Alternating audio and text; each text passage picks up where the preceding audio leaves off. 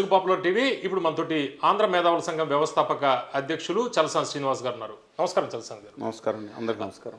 చలసాని గారు, ఇప్పుడు పవన్ కళ్యాణ్ గారు రాష్ట్ర విభజన సమయంలో ఎవరు మాట్లాడారు, ఎందుకు ఈ దరిద్రపు బతుకులు అని ఆయన కొన్ని కీలకమైన వ్యాఖ్యలు చేస్తున్నారు. ఎవరిని దృష్టిలో పెట్టుకుని ఆయన వ్యాఖ్యలు చేస్తున్నట్టు భావించాలి? ఇవాళ కొంతమంది అడిగితే ఆయనే తిట్టుకుంటున్నట్టు అన్నారండి ఎవరు.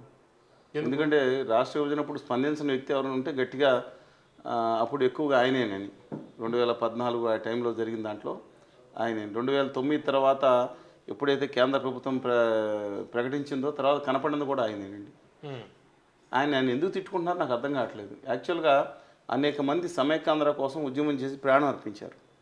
ప్రత్యేక తెలంగాణ గురించి కూడా ప్రాణం అర్పించారు. ఐఎమ్ నాట్ డినైయింగ్ దట్ అండి. అప్పుడు కనపడిన వ్యక్తి ఆయనే కదండి. రాజకీయాలు ఉంటే యువరాజ్యం అధ్యక్షుడిగా ఉంటే పైగా ఎంపీలకు సిగ్గు లేదని మాట్లాడేది. వాళ్ళ అన్నయ్య గారు ఎంపీగా ఉన్నారు కదా, మంత్రిగా ఉన్నారు కదా, స్వయంగా 2014 రాష్ట్ర విభజన అయిన తర్వాత కూడా మంత్రిగా ఉన్నారు కదా. ఎవరిని తిడుతున్నారు? ఆయన్ని వాళ్ళ అన్నగారిని తిట్టుకుంటాం వల్ల ఉపయోగం ఏంటి నాకు అర్థం కాదు. ఎవరు ఆయన ఎలివేషన్ చేసుకుంటే అది చేయటం మంచి పద్ధతి కాదు కదా. రాష్ట్ర విభజన సమయంలో ఎవరు నిలబడి పోరాడారు, నిజాయితీగా కనీసం రాష్ట్ర విభజన అయ్యే సందర్భంలో శ్రీకృష్ణ కమిటీకి 800 పేజీల నివేదిక ఇస్తే అసలు విభజన జరిగితే ఏం కావాలని కేంద్ర మంత్రులతో కూర్చున్నారు. ఇప్పుడే కాదు, వారికి పరిచయం చేగొండ ఎర్రామరావు గారు, హర్ష కుమార్ గారు, డాక్టర్ శివాజీ గారు, ఎంపీలు అందరూ మేము వెళ్ళి కలిసి వచ్చాం కదా. ప్రధానమంత్రి గారిని పార్లమెంట్ కమిటీ హాల్లో కలిసే కదా. నేను అద్వానీ గారి రాష్ట్రంలో ప్రకాష్ సింగ్ బాదర్ గారు ఎక్కడ ఉంటే అక్కడికి వెళ్ళి కలిసి వచ్చాం. తర్వాత ఏమో మలన్ సింగ్ యాదవ్ గారు, శరద్ యాదవ్ గారిని రాష్ట్రం అన్ని నేతలు, దేవగౌడ గారిని వెళ్ళి కన్విన్స్ చేసుకొచ్చా నేను, ఇలా మా మిత్రులతో కలిపి. మరి ఈయన ఎక్కడున్నారు? దాడులు జరుగుతుంటే ఎంపీల గురించి మాట్లాడితే చాలామంది ఎంపీల మీద అభిప్రాయం కరెక్టే. దాడులు లగడపాటి రాజగోపాల్ గారిని హైదరాబాద్ నడిబొట్టుని కొట్టినప్పుడు నేను వెళ్ళి పరామర్శకి వెళ్ళాను. అక్కడ అడ్డల వెంకటరత్నం గారు, ఆ పోలీస్ ఆఫీసర్ కూడా అక్కడ ఉన్నారు, సాక్ష్యంగా కనుక్కోండి. అలాగే టీజీ వెంకటేష్ గారి మీద దాడులు జరిగినప్పుడు ఎవరు కనీసం తప్పు దాడులను ఎందుకు అనలేకపోయారు? మీ ఆకాంక్ష భౌతిక దాడులనే నీచ నికృష్టులే చేస్తారు, బూతులు కూడా నీచ నికృష్టులే తిడతారు. సిగ్గులేని వాళ్ళు తిడతారు కదా, సిగ్గులేని బతుకులు, అంతే కదండి. పరుషంగా మాట్లాడతాం వేరు, అట్లాంటి జరుగుతుంది ఏమైపోయారు. అలాగే సమైక్యాంధ్ర సమయంలో ఆత్మత్యాగం చేసుకున్న వాళ్ళని ఒక్కళ్ళని వెళ్ళి పలకరించారా? వాళ్ళ విగ్రహం ఎక్కడుందో తెలుసా వీరికి? ఇప్పుడు రేపు పొద్దున ఎత్తుక్కుంటారేమో వాళ్ళ బాబు ఎక్కడుందో కనుక్కుంటాను, తెలియదు వీళ్ళకి. ఏం మాట్లాడతారండి? ట్యాంక్ బండ్ విగ్రహాల టైంలో ఎక్కడ? ట్యాంక్ బండ్ విగ్రహాల టైంలో పడగొట్టినప్పుడు అదే రోజు సాయంత్రం నేను అన్ని మేజర్ మీడియాలో మాట్లాడుతూ 7 గంటలకు రమ్మని వెళ్తే 4 వచ్చారు. నేను అక్కడ కూర్చున్నాను. మొత్తం విగ్రహాలు శ్రీకృష్ణదేవరాయ గారు మరి ఏదో మాట్లాడతారు కదా, అభిమన్య శ్రీకృష్ణదేవరాయలని ఎవరు పదవి ఇచ్చారంట. ఆ పదవిలో ఆయన ఉండమనండి, మన సంతోషం. ఎవరికి ఇచ్చారు? కళ్యాణ్ బాబు గారికి మొన్న కర్ణాటకలో అక్కడ ఇచ్చినట్టున్నారు బిరుదు, సంతోషం. కానీ ఆ రోజు విగ్రహం మీద కూర్చుని అక్కడ కిందకు అక్కడ అంత విధ్వంసం చూశారు కదా మొత్తం అంతా. అప్పుడు అక్కడ కూర్చుని మేము ధర్నా చేస్తున్నప్పుడు ప్రాణాలు తెగించి ఆ రోజు 100 మంది ఉన్నారు, 1000 మంది ఉన్నారు. కేసీఆర్ గారి మీద దాడి చేశారు. అక్కడ కేసీఆర్ గారు భయపడ్డారు, దాని మీద కూడా దాడి చేసేంత పని జరిగింది. అక్కడ దమ్మున్నాడు ఎవరండి? టీజీ వెంకటేష్ గారు మంత్రిగా ఉండి ఒక్కడే వచ్చి సంఘీభావానికి ఇచ్చాడు. ఇక బలవంతా నన్ను పోలీసు వద్దండి, వీళ్ళు దాడి చేస్తారు తర్వాత అని చెప్పి వెళ్ళారు. తెలంగాణ జయప్రకాష్ నారాయణ గారి మీద దాడి జరిగింది. ఏమైపోయారు? ఒక మాట, మీ అభిప్రాయం మీరు వ్యక్తీకరించండి. భౌతిక దాడులు చేస్తే నీచ నికృష్టులే ఎవరన్నా కానివ్వండి. విధానాల పట్ల లేని వాళ్ళే మిగతాది మాట్లాడతారు. సరే అయిపోయింది. అంతమంది చనిపోతే ఒక మాట మాట్లాడలేదే, దాని గురించి ఏం మాట్లాడాలండి? సరే, విభజన హక్కుల గురించి మేము మాట్లాడాం, ఢిల్లీలో కూర్చున్నాం. ఏమైపోయారు మనుషులు? నేను జోగే గారిని అడగమండి. జస్టిస్ శ్రీకృష్ణ కమిటీ అనే కమిటీ ఉంది. ఉమ్మడి ఆంధ్రప్రదేశ్లో 1,20,000 అప్లికేషన్స్ వస్తే హైదరాబాద్కి చేరారు. లేక్ గెస్ట్ హౌస్లో ఉదయం 11 గంటలకు సంప్రదింపులు రాష్ట్రం మొత్తం మీద అన్ని పార్టీలు కలిసి మొదలుపెట్టారు. మొత్తం నన్నే పిలిచారు. మాట్లాడారా? అసలు ఎప్పుడైనా దాడులు జరిగినప్పుడు కానీ ఎప్పుడు స్పందించారా? నేను అడుగుతున్నానండి. మమ్మల్ని వాళ్ళు ఢిల్లీలో వాళ్ళు త్యాగారు ఈ మీద కొడితే ఆ రోజు అన్నా హజారే గారు ఆయన దగ్గరికి వచ్చిన మహారాష్ట్ర పట్టణంలో కూర్చుంటే ఎందుకు నీ మీద దాడి చేశారండి? మాట్లాడారా? ఏమైపోయారు? ఇప్పుడు విభజన కాదండి, బాధ ఏంటంటే ఏమైపోయారు వీళ్ళందరూ? అవతల పక్కన జరుగుతూ ఉంటే ప్రజలు కష్టపడి వీళ్ళని ఇంత పెద్దవాళ్ళని చేస్తే నేను 2 రాష్ట్రాల గురించి మాట్లాడతారు. అయిపోయింది, రాష్ట్ర విభజన అయిపోయింది. ప్రత్యేక హోదా కోసం ప్రాణాలు ఇప్పిస్తూ ఉద్యమం జరుగుతున్నప్పుడు సంవత్సరాల తర్వాత వచ్చి పాచిపోయిన రెడ్డిలు ఇప్పుడు ముద్ద అయిపోయినాయా? అద్భుతం, అమృత కలశాలు అయిపోయినాయా? నేను అడుగుతున్నానండి, కనీసం మమ్మల్ని దారుణంగా చేసి నార్త్ ఇండియా పోలీసులు చేతులు ఇరిచికట్టి తీసుకున్నప్పుడు నన్ను తోటి సినిమా అన్నట్టు శివాజీ గారిని ఆయన మొత్తుకున్నాడు కదా. 14 గంటలు అడవుల్లో గిడువుల్లో రోడ్ల మీద దండం లేకుండా నెలలు లేకుండా పోలీసులు తిప్పుతున్నప్పుడు ఈయన మద్దతు ఇచ్చిన ప్రభుత్వం ఉన్నప్పుడు ఏమైపోయారు? నాకు ప్రశ్నించే హక్కు ఉంది కదా. అంటే విభజన హామీల విషయం కావచ్చు, లేకపోతే స్పెషల్ స్టేటస్ గురించి కావచ్చు, ఇవన్నీ కూడా పెండింగ్లో ఉన్నాయి. వీటి గురించి మాట్లాడకుండా మాట్లాడారు. కారణం ఇప్పుడు సిగ్గు ఉందా ఎంపీలారా, కారణం రాసుకుంటా అని అద్భుతంగా మాట్లాడారు. ఆయన మాట్లాడిపోవటం ఏంటండి, అద్భుతంగా మాట్లాడారు. వచ్చారు ఢిల్లీ వెళ్ళండి, మేము అందరం వెళ్ళాం 100 మందితో, ఇంకా కనపడలేదు. ఈ టైంలో ఇది ఆయన ఇప్పుడు నా బాధ ఏంటంటేనండి, తెలుగు జాతి అంటే హామీలు ఈ విషయాన్ని పక్కకు పెట్టి ఇప్పుడు విభజన కేసీఆర్ గారు, అది కూడా వస్తాను తర్వాత టాపిక్. కేసీఆర్ గారు మాట్లాడుతున్నారు. కేసీఆర్ గారిని అద్భుతంగా పొగిడింది ఈయనే కదా. ట్విట్టర్లో ఎంత మంచివాడు, బాగా పల్లెం చేయండి, సరే కానివ్వండి, అది పక్కన పెట్టండి. నాకు అర్థం కాదండి, కోస్తా రాయలసీమ ప్రాంతానికి వెళ్ళి ఇదిగో ఆ తెలంగాణ వాళ్ళు మన తెరవేశారని మాట్లాడి అక్కడ రెచ్చగొడితే తెలంగాణ బిడ్డలు ఎవరు తరిమేశారండి? కేసీఆర్ గారు అంటాడు కొంతమంది కొన్ని వాస్తవాలకి అవాస్తవాలు కలిపి ఉద్దేశం రెచ్చగొట్టిన మాట వాస్తవం. తెలంగాణ ప్రజల తర్వాత ఎవరు మాట్లాడి చెప్పండి? నా తోటి కడుపులో పెట్టుకుని చూసుకున్నాడు వాళ్ళు. కోస్తా రాయలసీమ వాళ్ళు కూడా తెలంగాణ బిడ్డలు సహోదరులను కడుపులో పెట్టుకుని ఎందుకు రెచ్చగొడతాం? అదే తెలంగాణ దగ్గరికి వచ్చి నేను ఇక్కడ ఉంటే బాగుండేది, ఆంధ్ర నాయకులు చుక్కలు చూపించేవాళ్ళు, అన్నగారు చుక్కలు చూపించేవారా? ఎందుకు రెచ్చగొడతారు ఇక్కడి ఆ ప్రాంతం మీద ఇక్కడికి? ఆయనే కదా యువరాజ్యం అధ్యక్షుడు ఉన్న ప్రత్యేక తెలంగాణ కావాలన్నది ఆయనే కదా. సామాజిక తెలంగాణ మాట్లాడినది ఆయనే కదా. ఎవరి గురించి 11 రోజులు అన్నం మానేశారండి, ఎవరి గురించి మాట్లాడుతున్నారండి? ఆయన పని ఆయన చేస్తున్నారు, మంత్రి గారిని పని చేసి సీజ్ ద షిప్ చేస్తున్నారు. చందనం దాని గురించి ఆయన చాలా రౌండ్లు వేసి వచ్చారు. చాలా ఆయన పని ఆయన చేసుకుంటున్నారు. పంచాయతీరాజ్ నిధులు ఉన్న డిపార్ట్మెంట్ కాబట్టి ఆయన పని ఆయన చేసుకున్నారు. మంచిది, అప్రిషియేట్ చేస్తున్నాం.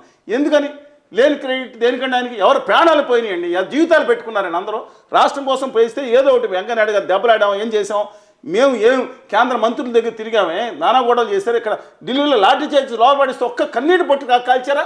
కాల్చకలు సంఘీభావం తెలియపచ్చారా? అంటే ఏం చేస్తేనే ఉద్యమం చేసినట్ట?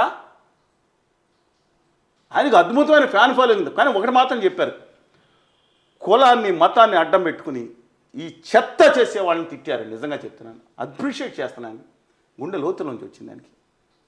వి షుడ్ అప్రిషియేట్. కుల గజ్జితోనూ మత పిచ్చితోనూ ఉండే వాళ్ళకి గడ్డి పెట్టారు ఆయన. అలాగే సోషల్ మీడియాలో ట్రోల్ బూతులతో చేసే వాళ్ళని అసలు నిజంగా ఆయన అప్రిషియేట్ చేయాలి. మీమ్స్ ఆ చెత్త బ్యాచ్ల్ని, ఎందుకంటే వాళ్ళ పెద్దలు నేర్పిన సంస్కారం దాంట్లో కనపడతా ఉంది బూతులు. ఎందుకంటే పాపం ఆయన సినిమా మీద, ఆయన మీద కాదు ఎవరి మీద అన్నా, వాళ్ళ ఫ్యాన్స్ని కూడా, వాళ్ళ ఫ్యాన్స్ ఆయన ఫాలో అవుతారు. ఇప్పుడు ఎవరన్నా బూతులు తిడితే వాళ్ళ తల్లిదండ్రులు పెంచిన సంస్కారానికి, వాళ్ళ పార్టీ నాయకుడికి, వాళ్ళ మత పెద్దలకి, వాళ్ళకే చెందుతుంది. ఎందుకంటే వాళ్ళు నేర్పిన సంస్కారం కదా. అసలు నాకు అర్థం కాదండి. పక్కన అదొకటే కాదండి, ఆయన మతం గురించి మాట్లాడారు, మా వెంకటేశ్వర స్వామి గురించి మాట్లాడి మాత్రం నాకు నచ్చలేదు. మిగతా సరే, వాళ్ళ నాన్నగారు వాళ్ళ నాయనమ్మ గారు వెలిగించిన, దేవుడికి వెలిగించిన దీపంలో సిగరెట్ కాల్చుకుంటా దేవుడు లేడు అని చెప్పేస్తా ఉండేది, మారుమూగుతూ ఉండేది నిజం. తర్వాత ఇంకోటి కూడా చెప్పారు, చిన్నప్పుడు బైబిల్ని ఉండేది అని చెప్పారు. చిన్నప్పుడే ఆయన బాప్టిజం అంటే స్కూల్లో ఉండగా బాప్టిజం ఎవరో ఫ్రెండ్, బాప్టిజం అంటే క్రిస్టియానిటీ ఇస్తేనే బాప్టిజం. సునీల్ గారు అంటున్నారు కదా బాప్టిజం తీసుకున్నారు, ఇద్దరు పిల్లల్ని ఆర్థోడాక్స్ క్రిస్టియన్స్ కింద పెంచుతాను. అంత గొప్ప ఆయన ఒక అభ్యుదయ భావంతో మాట్లాడారు. చెగువేరా సంస్కృతి అన్నారు. నిజంగా అప్రిషియేట్ చేద్దాం, తప్పే ఉందండి. ఆయన నిజాలు నిర్భయంగా చెప్పే మనస్తత్వం అయింది, మాట మార్చే మనస్తత్వం కాదు.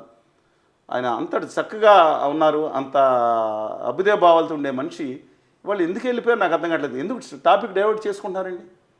ఇవాళ ఆంధ్రాకి ఆ రోజు ఈ ఆంధ్ర ఉద్యమంలో చనిపోతే నేను ఆ ప్రాంతం నుండి అక్కడికి వెళ్ళి గుంటూరుకి శుభ్రపరిచి, ఇంకోటి విజయవాడలో ఉంటే నేను అక్కడ మేయర్ గారితో మాట్లాడి, అక్కడ యువకులు రవికిరణ్ గారితో మాట్లాడి, అందరినీ పిలిచి, రఘురెడ్డి గారు గురించి అన్ని పార్టీలు పిలిచానండి. వీళ్ళ పార్టీ రాలేదు ఎందుకనో.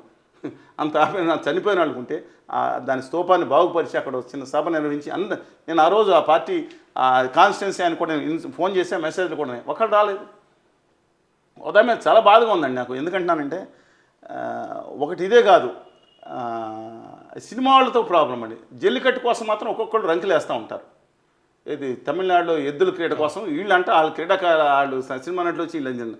ఇక్కడ ఆంధ్రప్రదేశ్కి మోసం జరుగుతుంటే నమ్మకం జరుగుతుంది, ఎందుకు రారు? వాళ్ళ రాష్ట్రానికి అన్యాయం జరుగుతుంది కదండి.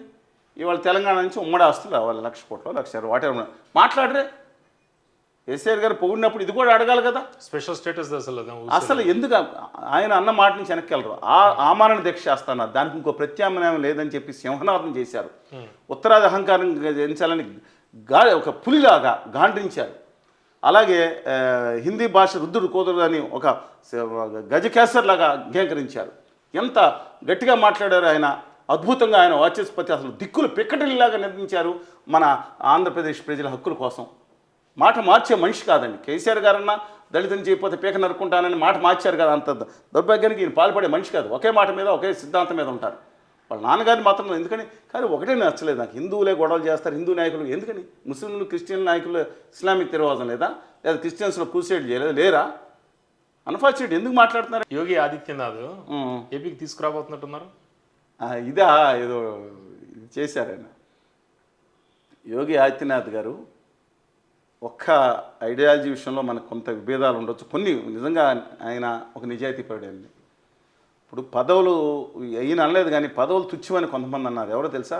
విశాఖ ఉక్కు కోసం ఈయన మాట్లాడితే అది ఏం మాట్లాడదు. కళ్యాణ్ గారి గురించి మాట్లాడుతున్నాం, ముందర ఆయన గురించి కూడా మాట్లాడతా. ఆదిత్యనాథ్ గారి ఇంట్లో కుటుంబం గమనించండి, ఎంత హంబుల్ కుటుంబం. సిస్టర్ వాళ్ళు వచ్చి నేను వీడియోలు చూశాను. ఆయన ఒక నిజంగా అజయ్ సింగ్ బిస్తు బీజింగ్ రాజ్పుట్ ఫ్యామిలీ నుంచి వచ్చినా సరే యోగి ఆదిత్యనాథ్ కింద పరివర్తన మార్చుకుని ఆయన నిజాయితీతో నిబద్ధతతో జీవితం గడుపుతున్న ఆయన మొన్న వీళ్ళు పక్కన పెట్టమన్నారండి. గుజరాతీ పార్కులు ఇద్దరు వేరు. నేను గోరఖ్పూర్లో ఆయన మిత్రుడు మరియు బంధువుతో మేము 4-5 రోజులు ప్రయాణించాం, దూరం కలిసే ఉన్నాం. అందుకని ఆయనకు అవమానం జరిగింది, అది వేరే సంగతి. నాకు కానీ ఐ షుడ్ అప్రిషియేట్, మంచికి మంచి చెడు కూడా చెప్పుకోవాలి. ఈ దేశానికి కొంచెం సవరించుకుంటూ చెప్తాను, ఈ ఆదాని గారి యొక్క దానికి పవర్కి వ్యతిరేకంగా కూడా నిర్ణయం తీసుకున్నారు. ఇవాళ నిన్న పొజిషన్ చేస్తున్నట్టున్నారు. తమ రాష్ట్ర ప్రయోజనాలను ఒక వ్యాపారస్తులకు తాకట్టు పెట్టిన మనస్తత్వం కూడా ఆయనకు ఉందండి. అలాంటి నితిన్ గడ్కరీ గారు, సరే sorry to say, Nitin Gadkari గారు ప్రధానమంత్రి అయి ఉంటే ఎంత బాగుండేది, నేను చూశాను కదా. సరే, coming back to this point అండి, విశాఖపట్నం స్టీల్ ప్లాంట్ విషయంలో తెలంగాణ ముఖ్యమంత్రి కేసీఆర్ గారు కానీ తర్వాత రేవంత్ రెడ్డి గారు వచ్చి అక్కడ నిందించారే. ఏమంటే హరీష్ రావు గారు నిలబడుతున్నారే, ఆర్ఎస్ ప్రవీణ్ గారు నిలబడుతున్నారే, జాన్ మిస్లీ గారు, సాంసర్ అన్ని పార్టీలు నిలబడుతుంటే వీళ్ళకి ఏమైందండి?